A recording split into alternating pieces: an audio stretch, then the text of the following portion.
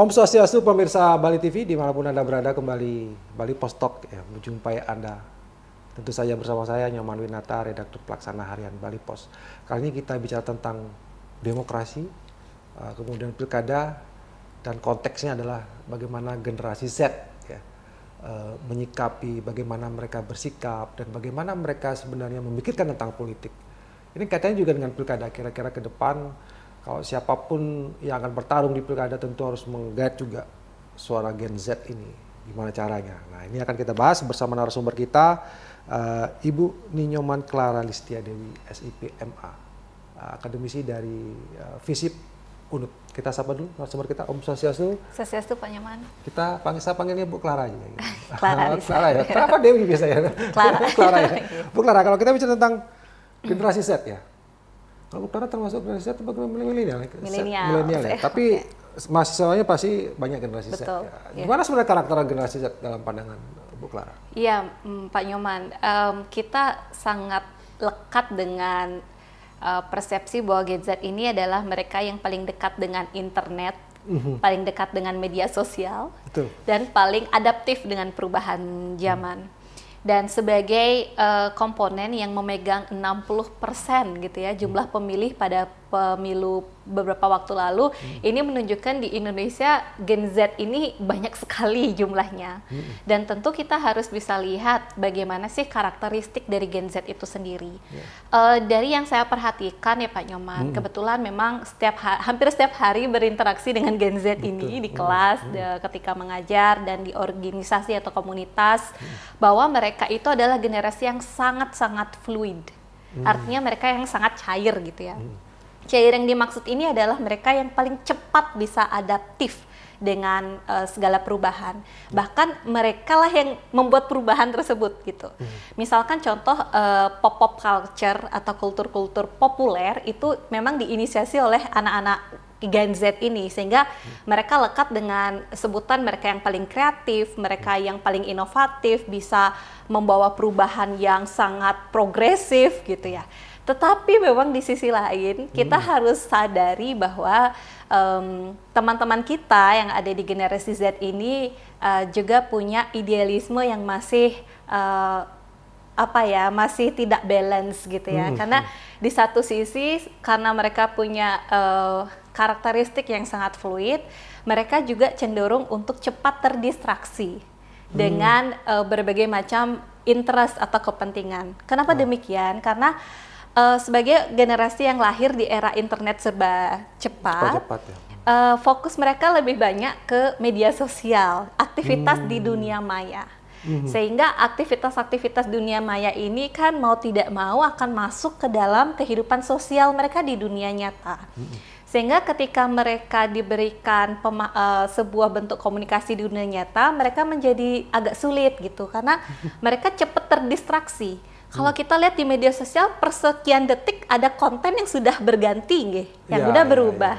Sehingga itu sudah menjadi kebiasaan di Gen Z, cepat terdistraksi, cepat berubah. Cepat berubah ya? Cepat berubah, sehingga ketika kita tanya bagaimana idealismenya gitu ya, mengambang istilahnya, atau masih mereka mencari jati diri sebenarnya mau dari anak-anak Gen Z ini seperti apa. Kurang lebih seperti itu Pak Nyoman. Ya, kalau kita kaitkan dengan bagaimana mereka memandang politik, bagaimana memandang demokrasi gitu.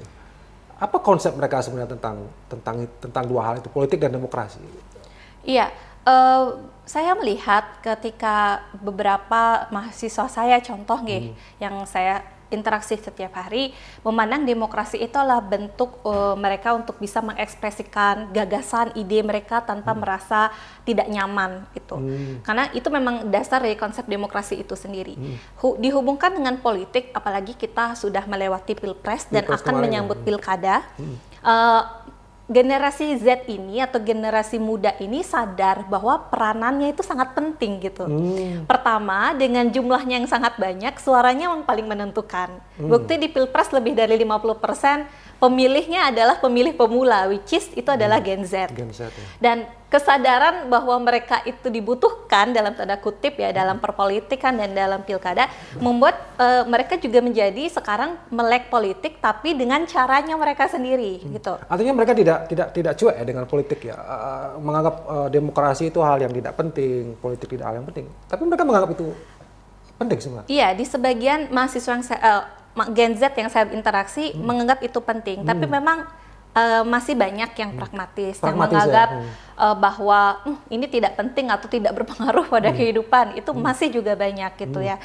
Cuma di satu sisi kita lihat ada optimisme lah yang mereka ingin sampaikan, tetapi mereka memandang politik sekarang itu adalah sebagai sebuah sarana bagi mereka untuk bisa menyampaikan gagasan itu tadi, sehingga dalam memilih figur mereka akan cenderung memilih siapa yang paling bisa memperjuangkan kepentingan mereka. Tidak peduli di balik itu bagaimana sosoknya, latar belakangnya, selama si figur tersebut sejalan dengan mau mereka akan cenderung untuk memilih. Artinya mereka nggak bakalan lihat figurnya dari mana, kemudian terutama di partai politiknya apa, mereka nggak kecenderungannya sekarang mereka nggak punya tidak ini ya, seperti itu. Ideologi politiknya harus apa, merah, kuning, hijau, nggak mereka Tidak, ya. Tapi ya apa yang bisa menyuarakan kepentingan mereka gitu ya, kebutuhan mereka, pragmatisme mereka gitu. Iya, karena sebagai contohnya Pak Nyoman, kalau di Amerika, orang Amerika itu kan pilihan politik itu sebagai identitas ya.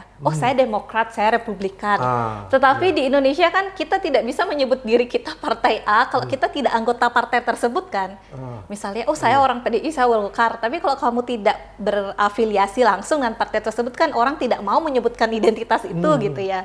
Dan itu yang menyebabkan juga politik di Indonesia itu karena dia tidak sama dengan di Amerika Serikat yang memasukkan kehidupan pribadinya dalam pilihan politik, itu membuat kecenderungannya tidak menganggap politik itu penting. Dan politik itu pada akhirnya jadi hanya sentimen negatif. Oh, nggak mau politik pasti korupsi, nepotisme. Padahal sebetulnya kan politik ada, itu adalah sebagai arahan dalam membuat sistem supaya ada kebijakan yang lahir, nanti kebijakan itu mensejahterakan, kan seperti itu. Memang tapi tidak banyak yang tahu atau mau cari tahu soal itu gitu, Pak. Tapi yang terpenting kemudian adalah bagaimana fakta bahwa generasi Z ini ya 50-60% lah. Dan itu kalau kita kaitkan dengan konteks pilkada di Bali, harus pintar-pintar di manage ya. Nah, ini gimana caranya kalau partai politik atau kontestan nanti di pilkada yang akan, gimana caranya menggarap mereka ini kalau menurut Bu Clara? Iya Pak Nyoman, caranya adalah masuk ke gaya bergaul dan berkomunikasinya mereka dalam bentuk kampanye. Ya kita sudah lihat ya contoh dari Pilpres kemarin begitu ya, beberapa kandidat calon ada yang menggunakan figur-figur AI gitu, terus ada menggunakan figur penguin ya, ini calon nomor 3, ada juga yang masuk calon nomor 1 bahkan sangat aktif di Twitter masuk di orangnya suka Korea, K-pop lovers itu. Jadi Mas memang harus bermain di ranah itu karena mau tidak mau anak muda memang hidupnya di situ, Pak. Hidupnya di komunitas yang dia sukai. Misalnya dia suka K-pop, dia bergabung dengan K-pop lovers, itu jumlahnya banyak banget. Ya harus masuk lewat situ. Gimana caranya gaya kampanye yang tidak monoton seperti zaman-zaman dulu gitu. Karena anak-anak muda tidak suka seperti itu. Sehingga kalau misalkan kita lihat Pilkada Bali yang akan berlangsung beberapa bulan ke depan, ya figur atau calon kandidat nantinya harus bisa masuk ke ranah apa yang disukai oleh anak muda. Tetapi Pak Nyoman, menurut saya jangan itu dijadikan semata-mata hanya untuk bisa menggait perhatian anak muda aja gitu ya, tapi melupakan kepentingan anak muda dan juga pengaruh anak muda untuk Bali gitu. Jadi seringkali anak muda hanya ditanyakan, diajak ikut rapat tapi tidak benar-benar mau didengarkan karena dianggap nggak punya pengalaman, minim informasi gitu, tapi hanya diglorifikasi permukaan aja. Itu tidak baik juga, Pak Nyoman. Dalam kutip mereka hanya dimanfaatkan. Dan tanda kutip mereka hanya untuk dimanfaatkan. Suaranya Ya. mau mencoblos, ya, tapi nggak dilibatkan secara aktif. Iya, betul. Harusnya dilibatkan secara aktif juga. Harusnya dilibatkan secara aktif. Betul-betul digarap, artinya apa kebutuhan mereka itu harus dilakukan. Diajak diskusi, ikut dalam musrembang misalnya, atau mereka juga diberikan wadah untuk bisa berkumpul menyampaikan pandangan dalam bentuk partisipasi publik. Itu harus dilakukan ya. Harus dilakukan. Kalau mau memang, tapi kadang-kadang kan politik itu pragmatis ya, pilkada dekat, mungkin cara kampanyenya mungkin ya mencoba untuk bagaimana seperti mengarah-arah ke Gen Z dan lain sebagainya. Nah kalau seperti itu, apakah memang harus aktif di dunia media sosial juga para calon ini nanti atau seperti apa? Harus aktif di media sosial. Harusnya, Karena itu tadi Pak Nyoman, saya pun ya masih mungkin berapa persen hidup saya di dunia maya gitu ya. Apalagi anak Gen Z, mainannya di TikTok, Instagram. Twitter mungkin sama Facebook udah nggak begitu ya, tapi TikTok sama Instagram ini kan yang sangat tinggi penetrasinya. Sehingga apakah harus masuk ke medsos? Harus. Kalau mau menggait suara anak muda, karena dari saya baca hasil Pilpres kemarin itu memang informasi di media sosial, manakah yang informasi pemilu paling banyak, itu ternyata di TikTok. Oh, ya, kan selama ini kita berpikir, kok bisa gitu di TikTok, padahal di TikTok cuma joget-joget gitu ya. Kalau saya tahu TikTok ya joget-joget gitu, Pak. Tapi di sana ada juga informasi. Tapi ternyata ketika Pilpres, hampir semua calon itu memanfaatkan TikTok untuk berbagi informasi mengenai figur calon atau politik gitu, tentang pemilu. Kenapa? Karena di Indonesia sekarang ini, Gen Z itu media sosial yang paling sering digunakan adalah TikTok. Enggak lagi, Instagram nomor 2 Pak. Facebook lah zaman-zaman kita. Pakai lagi. Iya. Jadi algoritma TikTok itu yang dulunya joget-joget itu aja berubah jadi edukasi politik. Tiba-tiba ada TikTok, influencer TikTok yang dulunya ngomongin skincare, tiba-tiba bisa ngomongin ayo kita milih dan sebagainya gitu. Itu terjadi dan fenomena itu terjadi. Kenapa demikian Pak Nyoman? Karena engagement di TikTok itu cepat sekali. Nah, misalnya di Instagram kita harus jadi orang terkenal dulu, baru postingan kita bisa lewat di beranda kan, baru dapat likes banyak, harus centang biru dulu, ribet ya. Instagram tuh. Di Instagram. Tapi kalau TikTok mau kamu coba bikin satu konten yang lucu aja, engagementnya udah bisa tinggi banget. Itulah yang dicari.